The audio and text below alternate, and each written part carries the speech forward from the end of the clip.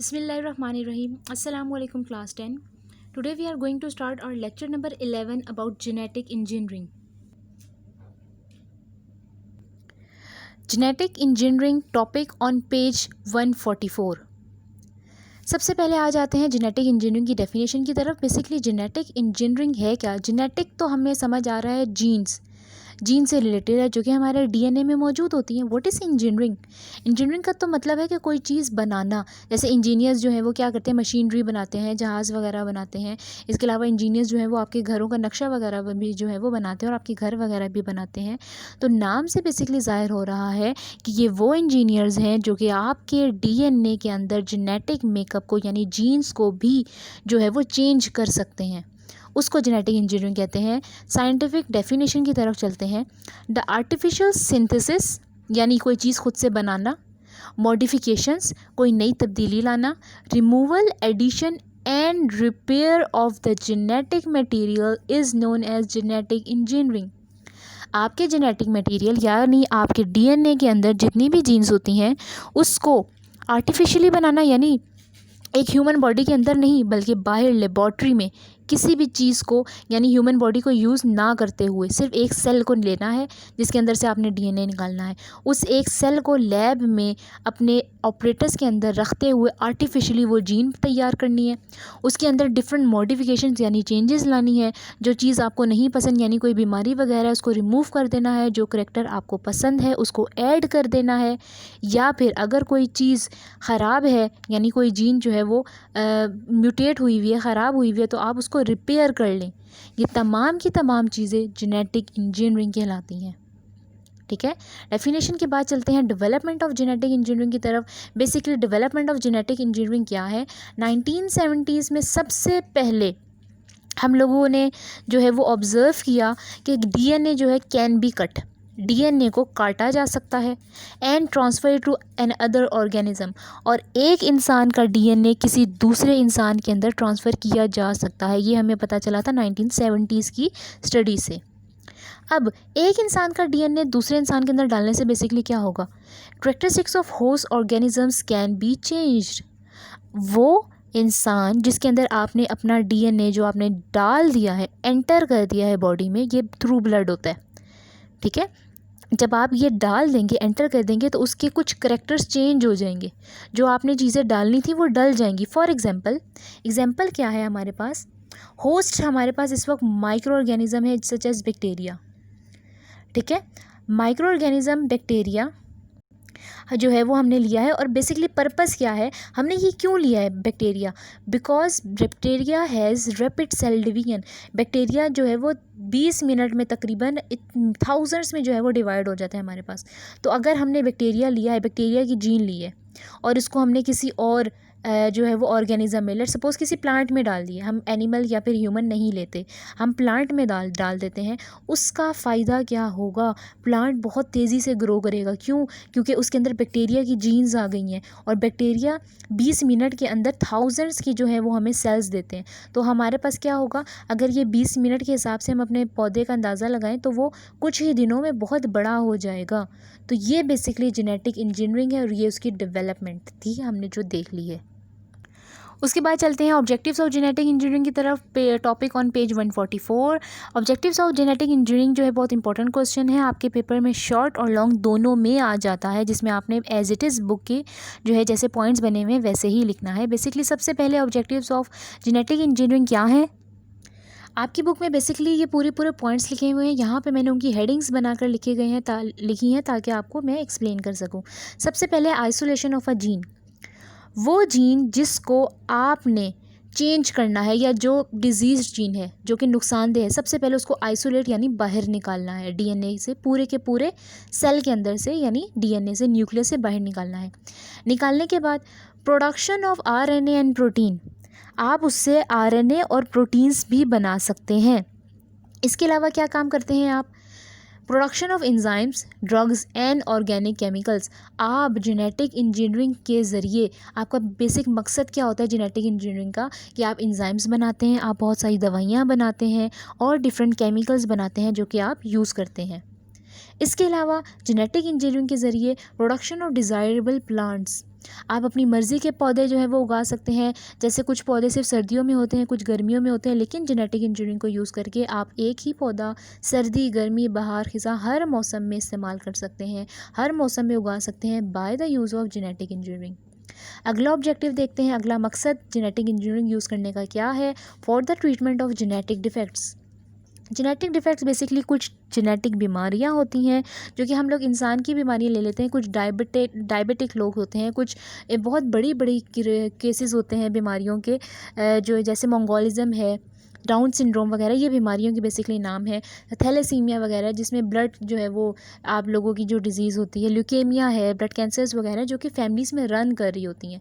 अब ज़रूरी तो नहीं है ना कि बच्चा जो है वो पैदा हो उसको भी वो बीमारी ही हो। तो अब हम लोगों ने जब इतनी जेनेटिक इंजीनियरिंग के ज़रिए तरक्की कर ली है, तो हम उस जेनेटिक इंजीनियरिंग को यूज़ करके डिफेक्टिव जीन्स को रिमूव कर देंगे ताकि बच्चे को वो तमाम बीमारियां ना हो जो उसके पेरेंट्स को थीं। तो ये बेसिकली सिर्फ और सिर्फ अभी हमने ऑब्जेक्टिव्स देखे हैं कि आप जेनेटिक इंजीनियरिंग को यूज़ करके क्या क्या हासिल कर सकते हैं। और ये एक और बात बता दूं, ये वास्ट फील्ड है, इस वक्त सबसे ज़्यादा एडवांस और सबसे ज़्यादा डिमांडिंग हमारे पास जो क्या कहते हैं फील्ड जो इस वक्त हमारे सामने है वो बायोटेक्नोलॉजी है। बायोटेक्नोलॉजी का बनता जहाँ पर भी बाहर के मुल्क में सबसे ज़्यादा डिमांड है, इसके अलावा पाकिस्तान में भी बहुत ज़्यादा काम हो रहा है। ऑब्जेक्टिव्स हमने देख लिए, मकसद देख लिए कि जेनेटिक इंजीनियरिंग क्यों यूज़ होती है। अब चलते हैं बेसिक स्टेप्स की तरफ। Basic steps in genetic engineering, यानी जब आप जेनेटिक इंजीनियरिंग जो है वो स्टार्ट करने लगे हैं तो कौन कौन से स्टेप्स हैं जो आपने करना लाजमी है, आपको करने पड़ेंगे। First step is isolation of a gene of interest. What is gene of interest? Basically gene of interest वो जीन है जो कि आपको पूरे के पूरे डीएनए में से चाहिए, जो आपका इंटरेस्ट है, जिसको आप बाहर निकालना चाहती हैं, उसको हम जीन ऑफ इंटरेस्ट कहते हैं। ये साइंटिफिक वर्ड है। Isolation of gene of interest का मतलब है पूरे के पूरे डीएनए में। अब डीएनए के अंदर मिलियन और बिलियन जीन्स होती हैं डीएनए के अंदर। अब आपने उन मिलियन बिलियंस जीन को सबसे पहले लोकेट करना कि आपको कौन सी एक जीन चाहिए।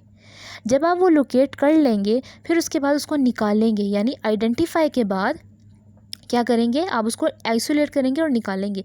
Identify the gene of interest. आप फॉर एग्जांपल आपने पूरे के पूरे डीएनए में जितनी भी मिलियन बिलियंस जीन्स थी उसमें से अपनी एक जीन को ढूंढ लिया, ठीक है। अब जिसके अंदर से ढूंढ लिया है उसको हम कहेंगे कि वो डोनर है, क्योंकि वो इंसान अपनी जीन जो है वो दे रहा है किसी को।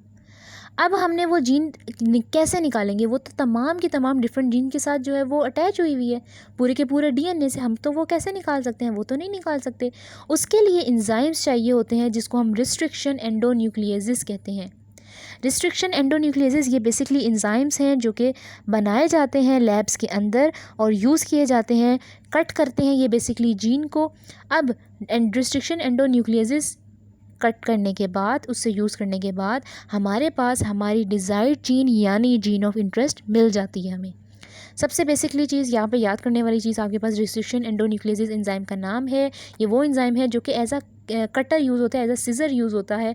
आपकी फॉर एग्जांपल ये पूरा डीएनए था, इसके अंदर ये छोटी सी जीन है जो कि मैंने पेंसिल से जो है वो आपके सामने इस वक्त बनाई है, थोड़ा सा बोल्ड कर देती हूँ। यहाँ पर रिस्ट्रिक्शन एंडोन्यूक्लियस यहाँ से भी काटेगा और यहाँ से भी काटेगा, ये पूरी की पूरी जीन जो है वो इस वक्त आपके सामने आ जाएगी। This is your gene of interest. अब आप इसके ऊपर जो काम करना है काम कर लें, बाकी सारी की सारी जीन्स जो है वो कट के अलहदा हो जाएंगी। Isolation of gene of interest हो गया। Next point is insertion of gene into a vector. Insertion of gene तो हमें समझ आ रहा है कि अपनी जीन को आपने इंसर्ट करना है जो कि आपको हासिल हो गई है ऊपर, लेकिन वेक्टर क्या चीज़ है? बेसिकली वेक्टर जो है वो कोई भी माइक्रो ऑर्गेनिज्म हो सकता है। बैक्टीरियोफेज यानी वायरस का नाम है ये। प्लाज्मिड यानी ये बैक्टीरिया के अंदर होता है। What is plasmid? एक बात और बता दूं, सबसे ज़्यादा यूज़ होने वाला वेक्टर हमारे पास प्लाज्मिड है। प्लाज्मिड क्या होता है? Let's suppose this is a bacteria, this is it's nucleus and this is it's plasmid. Plasmid हमारे पास कुछ इस किस्म का स्ट्रक्चर होता है जो कि हमारे एक्स्ट्रा क्रोमोसोमल डीएनए होता है बैक्टीरिया के अंदर। ये बैक्टीरिया का न्यूक्लियस है, इसके अंदर डीएनए मौजूद है, लेकिन बैक्टीरिया के अंदर एक एक्स्ट्रा क्रोमोसोम भी होता है डीएनए का जो कि प्लाज्मिड के नाम से अंदर मौजूद होता है। हम क्या करते हैं, इस वाले न्यूक्लियस को तो कभी भी नहीं छेड़ते, इस वाले प्लाज्मिड को बाहर निकालते हैं और इसके अंदर अपनी ये जो जीन हमने निकाली है वो इंसर्ट कर देते हैं। इंसर्ट कैसे करते हैं वो भी देखते हैं। इसका प्लाज्मिड बाहर निकाला बैक्टीरिया का। एंडोन्यूक्लियेसिस एंजाइम्स होते हैं जो कि ब्रेकिंग एंजाइम्स होते हैं। वो एंडोन्यूक्लियेसिस इस वेक्टर को थोड़ा सा काट देंगे, तोड़ देंगे, और उसके बाद हमारी जो जीन है अब उसको ग्लू भी तो करना है, इसको वहाँ पे चिपकाना भी तो है। चिपकाएंगे किससे? वहाँ पे फिर एंजाइम आएगा। कौन सा एंजाइम आएगा? लाइगेज एंजाइम आएगा। लाइगेज एंजाइम जो है वो ग्लू का काम करता है, ज्वाइन कर देता है। ठीक है, ये ज्वाइनिंग एंजाइम है, ये आपकी जीन ऑफ इंटरेस्ट को आपके वेक्टर के अंदर ज्वाइन कर देगा। लेट्स सपोज ये आपके पास वेक्टर है, आपके पास इस तरह राउंड स्ट्रक्चर होता है। ठीक है, वेक्टर हमने बाहर निकाल लिया है, ये हमारा जीन ऑफ इंटरेस्ट है, रेड कलर से जो आपको नज़र आ रहा है जीन ऑफ इंटरेस्ट, यानी जो हमने फर्स्ट स्टेप में निकाला था। अब सबसे पहले मैं इसमें पहला एंजाइम यानी कौन सा एंजाइम डालूंगी? एंडोन्यूक्लियेसिस। एंडोन्यूक्लियेसिस क्या करेगा? इस वेक्टर को थोड़ा सा काट देगा। एंडोन्यूक्लियस उसी जगह पे डालेंगे जहाँ से हमने वेक्टर काटना है, यानी कट करना है। एंडोन्यूक्लियस के बाद मैं अपना जीन ऑफ इंटरेस्ट जिसके करीब लेकर जाऊंगी और लाइगेज एंजाइम जो है वो दोबारा से ऐड करूंगी। लाइगेज से क्या होगा कि ये जीन ऑफ इंटरेस्ट अंदर जाकर ग्लू अप हो जाएगा, यानी ज्वाइन हो जाएगा, और कुछ इस तरह की शेप सामने आ जाएगी। अब जीन ऑफ इंटरेस्ट इस वेक्टर के अंदर ऐड हो गया। Now it is known as recombinant DNA. What is recombinant DNA? वो डीएनए जिसके अंदर कोई बाहर का डीएनए ऐड हुआ हो। ये रेड कलर का डीएनए इसके अंदर एक्स्ट्रा ऐड किया है हमने ज़बरदस्ती बाय यूज़ ऑफ एंजाइम्स, इसको हम कहेंगे रिकॉम्बिनेंट डीएनए। नेक्स्ट जो है हम लोगों ने क्या करना है, रिकॉम्बिनेंट डीएनए को फिर हमने क्या करना है, अपने होस्ट के अंदर ऐड करना है। लेट्स सपोज मैंने बैक्टीरिया के अंदर कोई, फॉर एग्जांपल इंसान के अंदर से ये जीन निकाली है रेड वाली, और मैं चाहती हूँ किसी प्लांट के अंदर डाल दूँ। मैं इस डीएनए को अपने उस प्लांट के अंदर डालूंगी जिसको मैं जीएमओ कह रही हूँ, genetically modified organism. GMO means genetically modified organism, यानी वो जानदार, वो ऑर्गेनिज्म जो आपके इस रिकॉम्बिनेंट डीएनए को अपने अंदर ले ले, क्योंकि अब आपने उसके अंदर एक कोई चीज़ ऐड कर दी है, मॉडिफाई कर दी है, तो जेनेटिकली वो मॉडिफाइड हो गया। ग्रोथ ऑफ जीएमओ मतलब अब आप वो उस जीएमओ को यानी उस सेल को या उस ऑर्गेनिज्म की कॉपीज़ बनाएंगे, यानी हज़ारों की तादाद में कॉपीज़ बनाएंगे और एक लार्ज नंबर जो है अपनी लेबॉर्ट्री में उसका बना लेंगे। यानी जैसे फ़ोटो कॉपीज़ निकालते हैं ना किसी भी पेज की, इसी तरह इसकी भी बहुत सारी फ़ोटो कॉपीज़ निकाल लेंगे अपने इस जीन की। Expression of the gene. अब ये जो जेनेटिकली मॉडिफाइड ऑर्गेनिज्म है जिसके अंदर हमने कोई तब्दीली कर दी, क्या तब्दीली की है? ये रेड वाला जो है वो जीन ऐड कर दी है। We obtain desired product and get it isolated for use. अब हमने इस बैक्टीरिया को क्या कहा था, ये बैक्टीरिया हमारे पास रिकॉम्बिनेंट, ये बैक्टीरिया का अपना न्यूक्लियस था, और ये हमारे पास जो है वो ये रिकॉम्बिनेंट डीएनए था जिसके अंदर ये रेड कलर का लेट्स सपोज ऐड था। इसको हमने रिकॉम्बिनेंट डीएनए कह दिया था, और इस पूरे बैक्टीरिया को हमने जीएमओ कह दिया था। इस पूरे बैक्टीरिया को जेनेटिकली मॉडिफाइड बैक्टीरिया या जेनेटिकली मॉडिफाइड ऑर्गेनिज्म। फिर हमने इसको थोड़ा टाइम दिया, लेट्स सपोज 3 से 4 घंटे, और आपको ये पता है कि ये 20 मिनट में थाउजेंड्स में डिवाइड होता है, तो सोचें 3 से 4 घंटों में इसने कितनी ज़्यादा अपने डिवाइड करके अपनी तादाद ज़्यादा कर ली होगी। लेट्स सपोज इस वक्त 3 से 4 घंटे के बाद हमारे पास बिलियंस में बैक्टीरिया जो हैं वो मौजूद हो गए हैं, पैदा हो चुके हैं, डिवाइड हो चुके हैं। इन बिलियंस बैक्टीरिया के अंदर, लेट्स सपोज छोटे छोटे बैक्टीरिया मैंने बनाए हैं, इन बिलियंस के अंदर ये जीन्स मौजूद होगी, क्योंकि ये ट्रांसफ़र होती है पेरेंट्स टू ऑफस्प्रिंग्स। हर किसी के अंदर ये जीन मौजूद है। अब हम क्या करेंगे, इन तमाम बैक्टीरियाज़ को अलग अलग करेंगे और इनके अंदर से ये वाली जीन, रेड वाली जीन निकाल लेंगे by cutting it through enzymes. Enzymes के नाम हमें बहुत सारे पता हैं, रिस्ट्रिक्शन एंडोन्यूक्लियेसिस है, लाइगेज है। जब हम ये रेड वाली जीन इसके अंदर से निकाल लेंगे, अब हमारा क्या फ़ायदा होगा? देखिए, हमने एक जीन निकाली थी जो कि हमें पसंद थी, हमने अब उसकी बिलियंस कॉपी तैयार कर ली हैं। तो बेसिकली क्या मकसद हुआ ये सब पढ़ने का, ये 5 पॉइंट्स पढ़ने का? ये मकसद है कि सिर्फ एक जीन से हमने बिलियंस जीन्स तैयार कर लिए हैं सिर्फ इन 5 पॉइंट्स को फॉलो करते हुए। तो यही मकसद था, यही स्टेप्स थे जेनेटिक इंजीनियरिंग की। एक और बात यहाँ पर, ये स्टेप्स बहुत इंपॉर्टेंट हैं बोर्ड के पॉइंट ऑफ व्यू से, ये शॉर्ट और लॉन्ग दोनों में जो है वो काफ़ी ज़्यादा जो है वो पूछे जाते हैं। तो आप लोगों ने as it is with their headings, आपने जहाँ पर एंजाइम का नाम आएगा वो आपने मार्कर्स जो है वो लिखना है और मेंशन करना है। डायग्राम जो है वो बेसिकली सवाल के साथ कोई भी नहीं है, लेकिन ये चीज़ जो है जो मैंने आपको समझाने के लिए बनाई है, अगर आप बना दें तो आपकी मर्ज़ी है। यहीं पे आज का टॉपिक कंप्लीट होता है। नेक्स्ट टॉपिक के साथ इंशाल्लाह मुलाकात होगी। अल्लाह हाफ़िज़।